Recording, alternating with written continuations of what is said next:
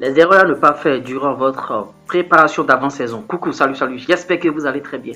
Lures, on m'appelle, bienvenue sur l'une de mes chaînes, Lures, manager foot.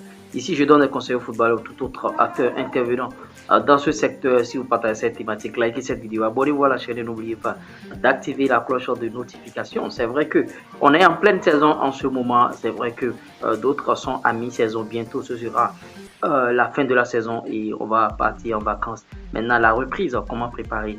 Cette vidéo est sponsorisée par OneXBet, l'application de Paris en ligne, bien sûr. Bon, vous voyez, inscrivez-vous sur OneXBet à travers mon code promo LURES35 qui vous offre 200% de bonus au premier dépôt et beaucoup d'autres avantages. Pour tout footballeur ayant des problèmes, vous pouvez nous contacter via le plus 229 53 63 87 30.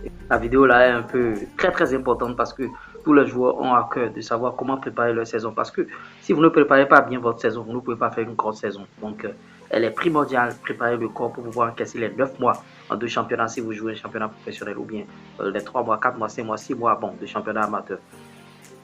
La première erreur que les gens commettent souvent, les joueurs commettent, c'est quoi? C'est de commencer la préparation avec des méthodes très dures. Une grosse préparation déjà à l'entame, alors que tu reviens de vacances, tu vas te blesser. Tu vas te blesser rapidement. Tu reviens de vacances et tu commences déjà par déranger le corps. La préparation doit aller en crescendo, doucement.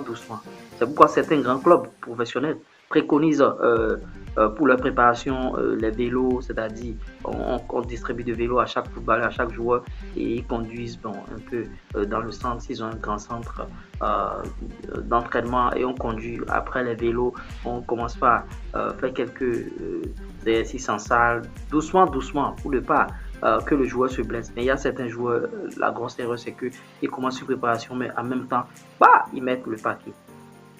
Et par rapport à des méthodes de préparation, moi je préconise souvent le cardio en intégré. Le cardio en intégré, c'est quoi?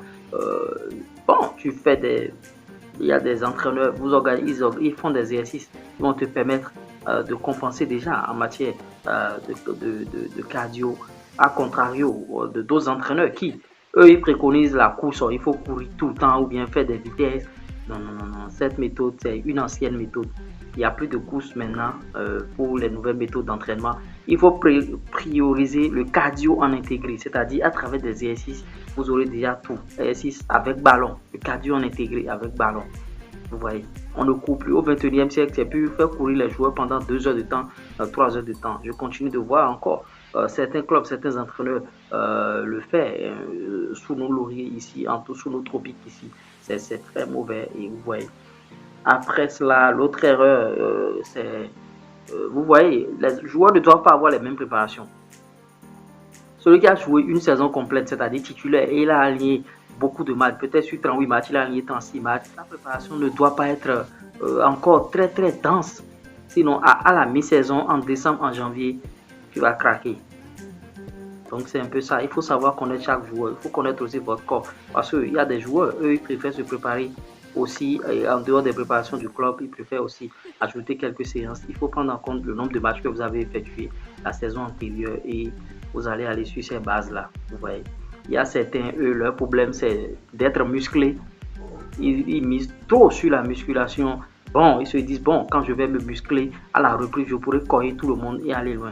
Alors que quand tu mises trop sur la musculation, quand tu reviens à la reprise comme ça, tu as des problèmes. Tu as des problèmes en matière d'agilité, de rapidité, tu vois, parce que tu as tout misé sur le haut du corps, alors que tu dois travailler aussi le bas du corps. Il faut former des joueurs équilibrés. Quand vous êtes un footballeur, il faut être équilibré. Il ne faut pas travailler le haut du corps pour penser que tu seras meilleur, ou bien travailler seulement le bas du corps pour penser que tu seras meilleur. Il faut travailler toutes les parties et ça passe par un gros travail. En tout cas, cette chaîne va beaucoup vous apporter. J'espère que vous apprenez au fur et à mesure de nos vidéos. Vous partagez avec vos amis de centre de formation. Vous partagez avec vos coéquipiers. Vous partagez avec d'autres entraîneurs, d'autres dirigeants de club. Partagez les vidéos. En tout cas, likez, abonnez-vous si vous n'êtes pas encore abonné jusqu'à présent. Si vous n'avez pas encore liké cette vidéo aussi jusqu'à présent, likez. En tout cas, il y a beaucoup de choses encore sur la chaîne qui vient et il faut être avec nous.